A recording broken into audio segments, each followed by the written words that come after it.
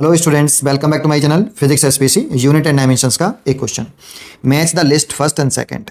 पहला है spring constant. देखो स्प्रिंग कांस्टेंट का बेसिक फॉर्मूला में मालूम होना चाहिए।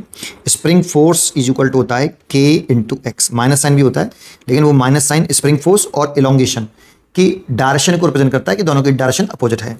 हमें केवल डायमेंशनल फॉर्मूला निकालना है, तो के इज अ स्प्रिंग कांस्टेंट। तो के की वैल्यू हो गई spring force divide by displacement, elongation भी कह सकते हो। स्प्रिंग फोर्स कोई सा भी हो, dimensional formula M L T minus के 2 और डिस्प्लेसमेंट का एल। ये तो यहाँ से एल कैंसिल कर सकते हैं, तो एम एल की पावर 0 लिख सकते हैं टी माइनस के 2, क्योंकि किसी की भी पावर 0 होती है उसकी वैल्यू 1, एल की पावर 0 उसकी वैल्यू 1। एल से एल कट जाएगा तो ये आ जाएगा। तो देखिए चेक करते हैं किससे मैच कर रहा है, सेकंड से मैच कर रहा है, इसीलिए ये हो गया ए। तो देखो ए में सेकंड से मैच कर रहा है, इसमें भी मैच कर रहा है। ये गलत हो गया, ये गलत हो गया, बची केवल ये दो चॉइस। ठीक है, चलिए दूसरा अगर देखते हैं हम, सेकंड है थर्मल कंडक्टिविटी। देखो थर्मल कंडक्टिविटी का थोड़ा सा फॉर्मूला बच्चों को टफ लगता है, पर आपको ये वाला डायग्राम ऐसे याद रखना चाहिए, थोड़ा समझाने के पर्पज से तो बता रहा हूँ। ये हॉट बॉडी, इसका टेम्परेचर TH, ये कोल्ड बॉडी, इसका टेम्परेचर TL, ये कंडक्टिंग रॉड, ये ऐसे। और इसी रॉड की मटेरियल की प्रॉपर्टी है थर्मल कंडक्टिविटी। सिंबल से मत कंफ्यूज होना, ये स्प्रिंग कांस्टेंट है, लेकिन ये थर्मल कंडक्टिविटी का सिंबल बनाया है। ये area of cross section A. अगर स्टडी स्टेट की अगर हम बात करें, दो स्टेट होती हैं, एक स्टडी स्टेट, एक वेरिएबल स्टेट।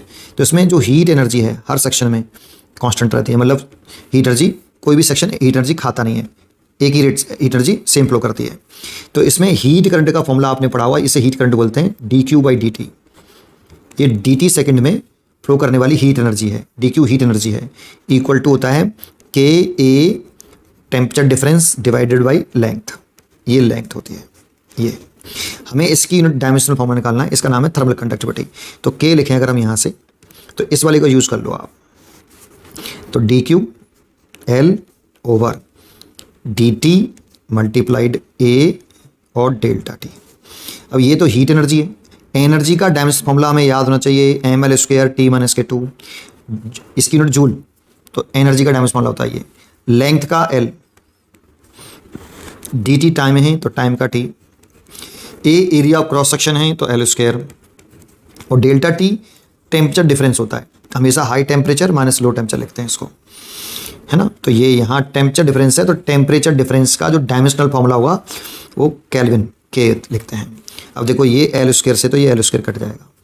देखें तो m एक L पहले से ऊपर है, ये जब ये ऊपर जाएगा तो इसकी पावर +1, ऊपर जाएगा तो -3, और k की पावर -1। ये इसका डायमेंशनल फॉर्मूला हो गया थर्मल कंडक्टिविटी का। ये तो थर्मल कंडक्टिविटी का डायमेंशनल फॉर्मूला कैसे मैच कर रहा है, देखें m L t की पावर -3 k -1। तो b का जो मैच कर रहा है वो फोर्थ से कर रहा है, तो b का फोर्थ, तो a चॉइस ही करेक्ट हो गई। इसमें तो b फर्स्ट है। फिर भी और देखना चाहें तो देख सकते हैं हम, c देख लेते हैं, बोल्ट्जमैन कांस्टेंट। तो देखो ये थर्मल एनर्जी, काइनेटिक एनर्जी का फॉर्मूला हम पढ़ते हैं 3/2 kT। अब बड़ा इंपॉर्टेंट क्या है, यहाँ पे k बोल्ट्जमैन कांस्टेंट है, यहाँ पे k थर्मल कंडक्टिविटी है, यहाँ पे k स्प्रिंग कांस्टेंट है। एक ही सिंबल बहुत सारी क्वांटिटियों को रिप्रेजेंट कर सकता है, इसलिए सिंबल इंपॉर्टेंट नहीं होते, नेम इंपॉर्टेंट होते हैं। T टेम्परेचर, ये थर्मल काइनेटिक एनर्जी। यहाँ से k का अगर निकालें तो 2/3 EK डिवाइडेड बाई टेम्परेचर। अब ये तो डायमेंशनलेस। काइनेटिक एनर्जी कोई सी भी हो जिसकी यूनिट जूल हो, mL² T माइनस के 2, और टेम्परेचर का K केल्विन। तो ऊपर ले जाएंगे तो mL² T माइनस के 2 K -1। This is the dimensional formula of Boltzmann constant. K is Boltzmann constant, है ना। तो बोल्ट्जमैन कांस्टेंट अगर C देख रहे हैं तो ये आ रहा है mL² T माइनस के 3, ये तो नहीं है, फर्स्ट चॉइस है, देखो ये वाली mL² T माइनस के 2 K -1। तो ये आपका C का है। तो देखो पहले वाले में C का फर्स्ट है, बिल्कुल ठीक। तो इंडक्टिव रिएक्टेंस का आपका बचा कौन सा, थर्ड वाला, तो D का थर्ड होगा। फिर भी कर लेते हैं D। इंडक्टिव रिएक्टेंस जो होता है वो XL होता है, इसकी यूनिट ओम होती है, आपको याद हो तो L ओमेगा, इसका फॉर्मूला होता है ये। अब ओमेगा तो एंगुलर फ्रीक्वेंसी है, और angular frequency is equal to 2π upon time period होता है, और 2π तो एक एंगल है, डायमेंशनलेस है, और टाइम पीरियड का डायमेंशन फॉर्मूला होता है T। तो ऊपर लेके जाएंगे तो T -1 हो जाएगा। तो एंगुलर फ्रीक्वेंसी का तो डायमेंशनल फॉर्मूला T -1। लेकिन L सेल्फ इंडक्टेंस है, इसको आप यहाँ से निकालो तो ज़्यादा है। इंडक्टर में जो एनर्जी स्टोर होती है ना, करंट कैरिंग इंडक्टर में, तो ये 1/2 L I² होता है, आपने फॉर्मूला पढ़ा हुआ। यहाँ से अगर L निकालेंगे तो 2U/I², है ना, करंट है ये।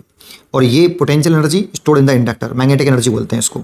तो मैग्नेटिक एनर्जी है तो mL²T-2 और 2 डायमेंशनलेस हो गया। करंट का लिखें तो A और उसका स्क्वायर है तो A², ऊपर ले जाएं तो mL²T-2 A-2 लिख सकते हैं।